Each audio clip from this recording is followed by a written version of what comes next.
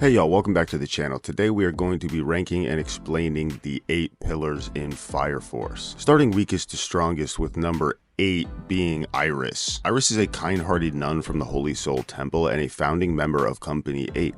Though she was originally believed to be an ordinary human, later revelations identify her as a doppelganger clone of the first pillar Amaterasu, created from the Adola world. Unlike other pillars, Iris has no known combat abilities or pyrokinetic powers. However, she exhibits a sensitivity to Adola energy, meaning she's capable of sensing disturbances or Adola link phenomena. This suggests a dormant connection to the Adola realm. Throughout the story, Iris plays the role of the emotional and spiritual center for the Fire Force team. She acts as a moral and emotional anchor for Shinra, often accompanying the team into dangerous missions to provide spiritual support and perform last rites. Her existence as a doppelganger hints at deeper mysteries about the evangelist's influence on reality. As a pillar, Iris symbolizes faith, purity, and human compassion. Her origin as a clone of Amaterasu also gives her metaphysical importance, suggesting themes of identity, free will, and the tension between divine creation and human autonomy. In a pivotal scene, Shinra experiences an Adola link involving Iris, which causes him to question her true nature. This triggers a shift in the narrative's focus on who or what Iris really is and what role she may play in the upcoming cataclysm.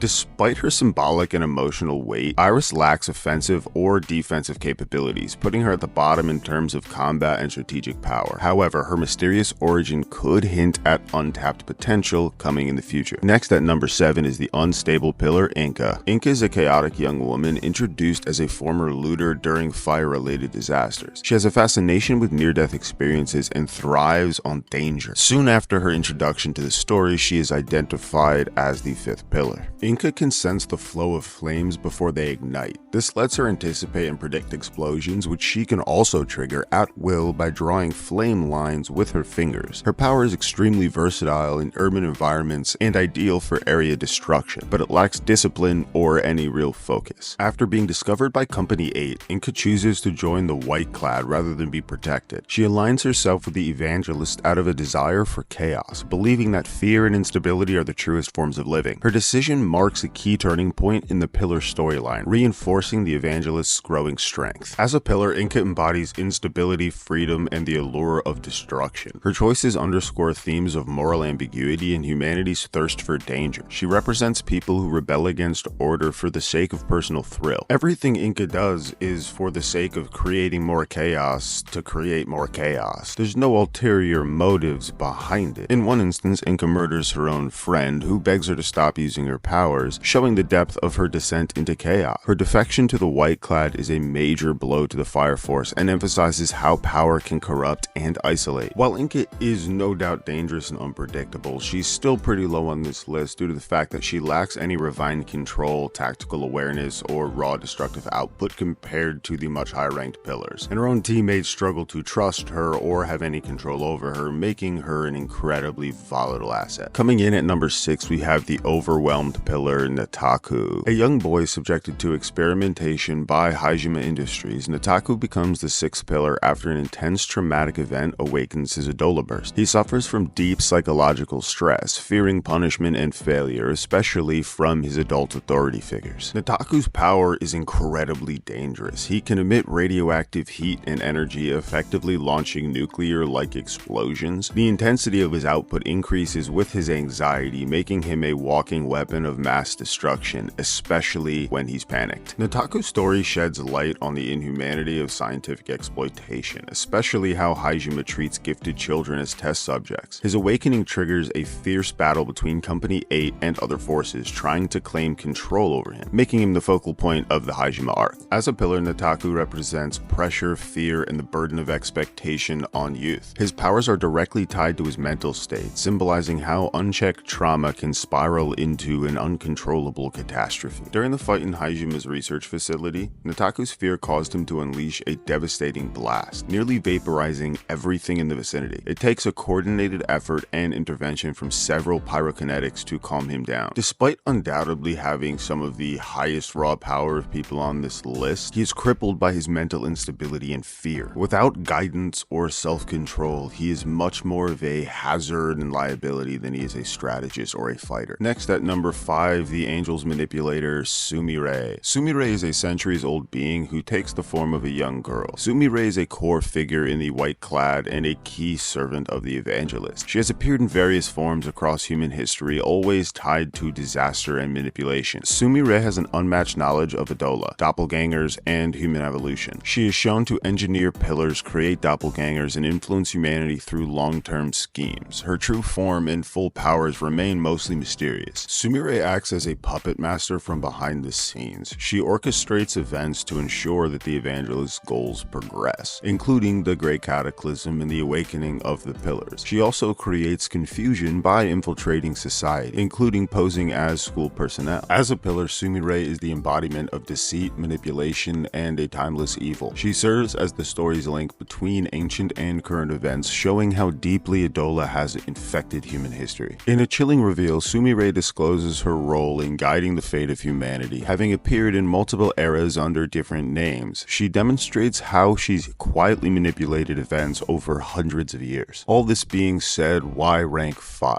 Well, Sumire is not a direct fighter, but her intelligence, planning, and supernatural longevity make her immensely dangerous. Her lack of combat scenes drop her in rank. It's kind of just that simple, but her influence is arguably far more fearsome than brute strength could be all on its own. Next, we're going to move on to number 4, the Frozen Blade Sho Kusakabe. Sho is Shinra Kusakabe's younger brother, believed to be dead after mysterious fire consumed their home. In reality, he was kidnapped by the Evangelist and raised under the codename 6th Soldier as a member of the White Clad. His upbringing in the Adola-linked realm of the Evangelist twisted both his memories and his sense of identity. Sho's Adola burst manifests as thermal manipulation with a chilling twist. He can instantaneously drop temperatures, effectively creating a time-slowing field around himself. This cold zone grants him superhuman reflexes at a point-blank range, allowing him to intercept attacks and counterstrike before opponents can even react. He also wields a pyrokinetic blade that amplifies these freezing effects. As the third pillar, Sho is deployed by the White Clad to eliminate threats, first appearing as a rival to Company 8. His encounters with Shinra are emotionally fraught. They clash repeatedly until Sho's memories awaken and he recalls his brother's face. His narrative arc is one of tragic manipulation and eventual redemption. As a pillar, Sho embodies grief, lost innocence, and the cold grip of manipulation. His frozen battlefield symbolizes how the Evangelist distorts and weaponizes familial bonds, turning love into a weapon. In a climactic duel, Sho unleashes his time-slowing technique to block a barrage of flames from Company 8's strongest pyrokinetics, forcing Shinra to break through his defenses emotionally rather than with brute force.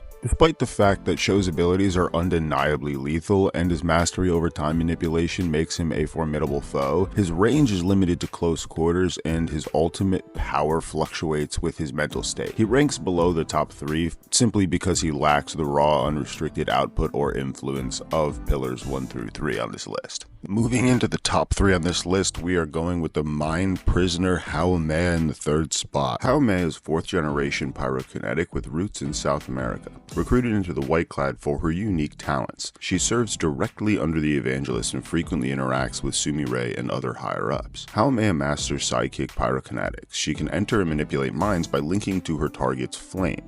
This allows her to plant false memories, extract secrets, or incapacitate opponents by forcing them to relive traumas. She also wields shadowy flame constructs that manifest as invasive tendrils within the subconscious. As a pillar, Haomea stands for deception, psychological bondage, and the unseen chains of the mind. She embodies how fear and memory can be twisted into weapons. During the Tokyo Solar hijacking incident, Haomea invades Shinra's mind, forcing him to relive the traumatic night of the 2nd and 3rd core fire. It takes Shinra's indomitable will and visions of his brother to shatter her illusions and break free. Haomea's power to undermine opponents mentally makes her more dangerous than any single flame wielder, yet she lacks the sheer destructive magnitude of the top 2 pillars, confining her to more stealth and sabotage roles, hence her rank at 3. Moving into the top 2, we have Shinra Kusakabe, the Light of Justice. Shinra is a fire soldier of Company 8, hailing from Tokyo, nicknamed Devil's Footprints after an incident in his childhood. Shinra's past is marred by tragedy. He survived the family home fire that claimed his mother and brother, leading to widespread mistrust of his powers. powers. Shinra's Adola Burst grants him hypersonic flame propulsion, allowing him to sprint as near as light speed and deliver devastating kicks imbued with propulsive fire. His specialized techniques include Exorcism, a rapid flame blitz, ignition ability Devil's Footprint, supercharged dash attacks, and the unique Adola Link, which briefly connects him to other pillars or their doppelgangers. As a pillar, his role in the story is the linchpin of the Evangelist plan and the Company 8's chief defender against the White Clad. His growth from a traumatized youth to a beacon of courage inspires other characters and ultimately drives the fight against the impending cataclysm. Shinra symbolizes hope, resilience, and righteous fury. He is the narrative force pushing back against despair and tyranny, embodying humanity's capacity to overcome darkness. In the Adola Link battle on the Hyperion, Shinra briefly links with the first pillar Amaterasu and channels divine level flames to protect Tokyo from literally falling apart, showcasing the true potential of the Adola Burst. So, why rank 2 and not 1? Well, Shinra's combination of speed, raw power, and moral conviction place him just below the divine first pillar.